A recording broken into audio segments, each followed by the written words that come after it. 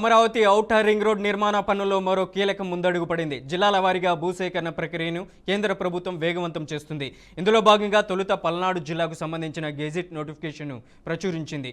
ORR project కోసం అవసరమైన భూసేకరణకు సంబంధించిన మండలాలు, గ్రామాలు, సర్వే నెంబర్లు, రైతుల పేర్ల వివరాలను గెజిట్ నోటిఫికేషన్ 3A లో వెల్లడించింది. పల్నాడు జిల్లాలోని 2 మండలాలకు చెందిన 12 గ్రామాల పరిధిలో భూసేకరణ చేపట్టనున్నారు. జాతీయ రహదారుల ప్రాధికార సంస్థ అధికారులు 1 లేదా 2 రోజుల్లో గెజిట్ను పత్రికల్లో ప్రకటన రూపంలో విడుదల చేయనున్నారు. కలెక్టర్, ఆర్డీఓ, తహసీల్దార్ కార్యాలయాల్లోనూ గెజిట్ కాపీలు అందుబాటులోకి రానున్నాయి. భూసేకరణ ఎవరికైనా అభ్యంతరాలు ఉంటే 21 రోజుల్లో భూసేకరణ అధికారికి లిఖితపూర్వకంగా తెలియజేయవచ్చని అధికారులు స్పష్టం చేశారు. ఆ తర్వాత అందిన అభ్యంతరాలను పరిశీలించి తగిన నిర్ణయం తీసుకోనున్నట్లు అధికారులు తెలిపారు.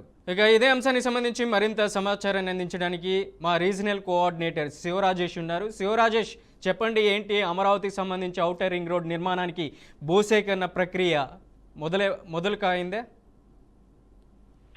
మనోజ్, అమరావతి నిర్మాణానికి సంబంధించి ఇప్పటి వరకు ఏదైతే రాజధాని అమరావతిగా కొత్త రాజధానిగా అనుకుంటున్నామో, ఈ అమరావతి రాజధానికి రాకపోకల విషయంలో పూర్తిగా ఇబ్బందికరమైన అంశాలు ఉన్నాయనేసి ఒక పక్క ప్రతిపక్షాలు కూడా మాట్లాడుతున్న తరుణంలో కేంద్రం అమరావతి రాజధానికి పూర్తి స్థాయిలో మరింత అభివృద్ధికి ముందడుగు వేసింది. అయితే అమరావతి రాజధానికి ఔటర్ రింగ్ రోడ్ నిర్మాణం విషయంలో కీలక ఆదేశాలను జారీ చేసింది. జిల్లాల వారీగా భూసేకరణకు గజిట్ నోటిఫికేషన్ కూడా విడుదల చేసింది. ప్రధానంగా ఇప్పటి వరకు అమరావతి రాజధాని కేంద్రంగా వెళ్లేందుకు సరైన రహదారి కూడా లేదు. రాష్ట్ర రాజధానిలో పెట్టుబడులు పెట్టేందుకు పెద్ద సంఖ్యలో విదేశీయులు ఎలా వస్తారనే ప్రశ్నలకు సమాధానం ఇచ్చే విధంగా ఈ రాజధాని అమరావతికి ఔటర్ రింగ్ రోడ్ ను నిర్మాణానికి శ్రీకారం చుట్టింది. కేంద్రం దీనికి సంబంధించిన నోటిఫికేషన్ కూడా విడుదల చేసింది.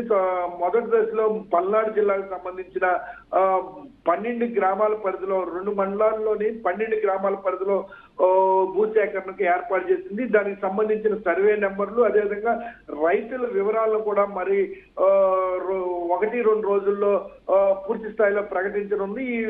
ఈ ప్రకటించిన రైతులు భూసేకరణకు సంబంధించిన సర్వే నెంబర్లకు సంబంధించిన వారు ఎవరైనా అభ్యంతరాలు ఉంటే అక్కడి నుంచి 21 రోజుల్లోపు కలెక్టర్, ఆర్డీఓ, తహసీల్దార్లకు పూర్తి స్థాయిలో ఫిర్యాదులు చేయవచ్చు. అందుకు సంబంధించిన సవరణలు కూడా చేసే అవకాశం కూడా కనపడుతుంది. దీనికి సంబంధించిన గజిట్ కాపీలను కూడా ఇప్పటికే కలెక్టర్ కార్యాలయాలకు చేరాయి. అయితే పూర్తి స్థాయిలో ఏదైతే రాజధానికి ఔటర్ రింగ్ రోడ్ అనే క్రమం చూసుకుంటే ఇప్పటి వరకు రాజధాని నిర్మాణాల్లో నూతన రాజధానులుగా ఏర్పడిన చాలా రాష్ట్రాలకు కూడా ఔటర్ రింగ్ రోడ్లు విషయంలో చూసుకుంటే దశాబ్దాల కొరబడి పెండింగ్ లో ఉన్నప్పటికి కూడా ఆంధ్రప్రదేశ్ రాజధాని అమరావతి రాజధాని కేంద్రంగా ఔటర్ రింగ్ రోడ్డు వెనువెంటనే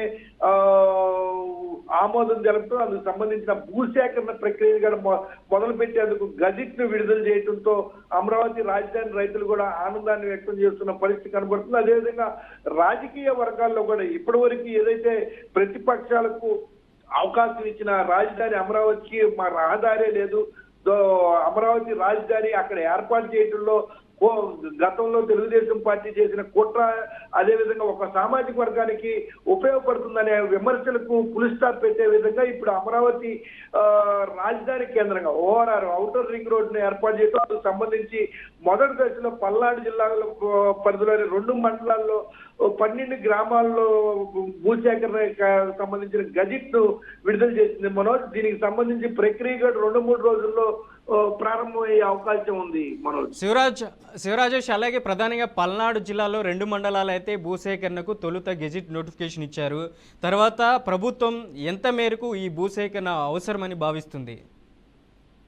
అంటే పూర్తి స్థాయిలో ఓఆర్ఆర్ ఇప్పటి పరిస్థితి, ఇప్పుడున్న టెక్నాలజీ, అదేవిధంగా రాష్ట్ర ముఖ్యమంత్రి చంద్రబాబు నాయుడికి ముందు చూపు ఎక్కువ. ఏదైతే గతంలో ఉన్న పరిస్థితులు, గడిచిన 20 సంవత్సరాల తర్వాత ఉన్న పరిస్థితులను కూడా అవగాహన చేసుకుని అందుకు సంబంధించిన అవసరాలకు అనుగుణంగానే ఈ ఓఆర్ఆర్ ఉండబోతుంది.